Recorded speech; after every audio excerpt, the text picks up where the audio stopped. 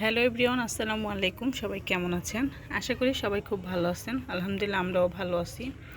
যাই হোক, আজকে ছোট্ট একটা ব্লগ নিয়ে চলে আসলাম সংসারে টুকিটাকি কাজবাজ নিয়ে। আর একটা মেয়ে মানুষের দিনের বেশিরভাগ সময় কোথায় কাটাইতে হয় জানেন?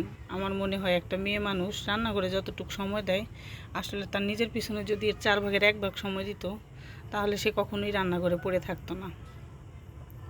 আর এই যে দেখেন, সকাল সকাল ঘুম থেকে উঠে নাস্তা পানি সেরে আমি আমার মনে হয় যে প্রতিটা বিবাহিত মেয়েদেরই মানে অর্ধেক রাত্রে ঘুম ভেঙে যায় যে সকালবেলা কি নাস্তা খাবো, আর নাস্তা খাওয়ার পরে দুপুরে কি রান্না করব। তো আমারও সেরকমই আজকের ঘুমটা ভাঙছে। তো সকাল সকাল নাস্তা খেয়ে ভাবলাম যে আজকে কোনো ঝোলের তরকারি করব না, আজকে আমি বেগুন ভাজি করব। আর এটা হচ্ছে শাপলা ভাজি করব। আর কয়েকটা পুঁটি মাছ একদম লাল লাল করে মচমচা করে ভাজি করব। আর সাথে একটা ভর্তা করব। আজকে আর কোনো ঝোলের তরকারি খাবো না। তো আমি নাস্তা খেয়ে মশলা ভিজায় রাখলাম, মাছ ভিজায় রাখলাম। তারপরে যে শাপলাগুলারে সুন্দর করে কেটে নিলাম। বেগুনটা কেটে পানিতে ভিজায় রাখছি। আর শাপলাগুলোকে পিস পিস করে কাটলাম। আর অনেকে শাপলার আঁশগুলা ফেলায় দেয় একটা একটা করে ছিলে, কিন্তু আমার কাছে মনে হয় যে এত ধৈর্য ধরে কাজ করার ধৈর্য আমার নাই। তো পেঁয়াজগুলো আমি সুন্দর করে ধুয়ে তারপরে কুচি করে নিব। আর আসলে রান্না করার আগে যদি সব কিছু গুছাই টুছাই একদম রেডি করে রাখা হয়, তাহলে কিন্তু রান্না করতে বেশি সময় লাগে না।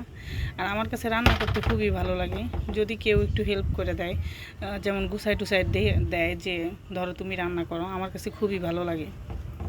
রান্না করতে আমার কোনো ক্লান্তি লাগে না। তো এখানে আমি একটু পেঁয়াজ কুচি কুচি করে নিলাম। আর এই পেঁয়াজটা হচ্ছে আমি বেগুন ভাজির সাথে খাবো।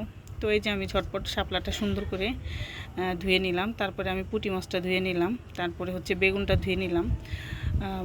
বেগুনের মধ্যে একটু হালকা হলুদ, লবণ আর মরিচ দিলাম। মাছটাতেও সেম একইভাবে দিছি। আর এদিকে আমি একটা হাঁড়িতে আলু সিদ্ধ বসা দিয়েছিলাম। আলু সিদ্ধটা হয়ে গেছে। তো এখন আমি এখানে কড়াইতে একটু তেল দিয়ে দিলাম। তারপরে বেগুন ভাজিটা বসায় দিলাম।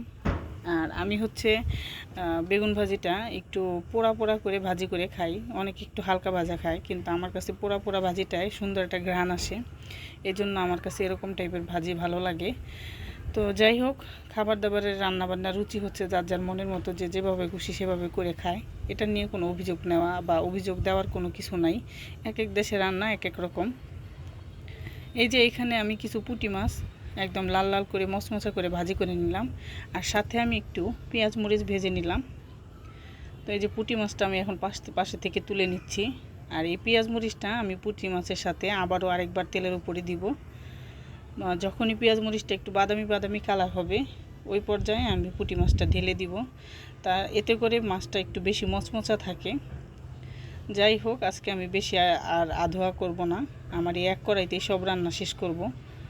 এই যে এখানে আমি কয়েকটা কাঁচামরিচ দিয়ে দিলাম আর পেঁয়াজ দিয়ে দিলাম। এটা একটু লাল হয়ে আসা পর্যন্ত অপেক্ষা করতে হবে। আর এটার মধ্যে আমি একটু হলুদ আর লবণ দিয়ে দিলাম, কারণ এখানে আমি শাপলা ভাজি দিব। এই যে শাপলা ভাজিটা আমি দিয়ে দিলাম। তো শাপলাটা বেশিক্ষণ ঢাকতে হয় না, আমি হালকা একটু ঢেকে দিলাম। 5 মিনিট পরে ঢাকনাটা তুলে আবার একটু এদিক সেদিক নাড়াচাড়া করে আরেকবার দিলাম, কারণ শাপলা ভাজিটা বেশি সিদ্ধ হয়ে গেলে এটা গলে যায়। আর এই যে দেখেন, আমার শাপলাটা কিন্তু একদম পারফেক্ট হয়েছে। আর সবশেষে আমি ভাতের পানি বসায় দিলাম। দেওয়ার পরে আমি রান্না করার পরে ওই যে ওয়ালে যে ময়লা টলা থাকে, এগুলো সব পরিষ্কার করে নিলাম। এদিকে আমি সাজনা পাতা ভর্তা করব, এই জন্য আবার এটাকে একটু মরিচ পেঁয়াজ ভেজে তেলে একদম ভাজি করে নিলাম। তারপরে যাই হোক, ভর্তাটা মাখানো শেষ। এই যে দেখেন, ভর্তাটাও কিন্তু মাশাআল্লাহ মজা হয়েছে। আর আজকে প্রতিটা রান্নাই ছিল আমার অনেক পছন্দের, আর আমার হাজব্যান্ডের অনেক পছন্দের। আর আলহামদুলিল্লাহ আজকে আমরা দুজনে খুব বেশ মজা করে ভাত খাবো। তো এই যে দেখেন, আমার সব রান্না এখানে। তো এখন আমি সব তরকারি তুলে নিচ্ছি।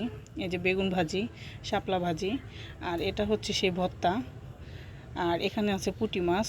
তো আলহামদুলিল্লাহ আজকে দুপুরের খাওয়াটা আমাদের খুব মজার ছিল।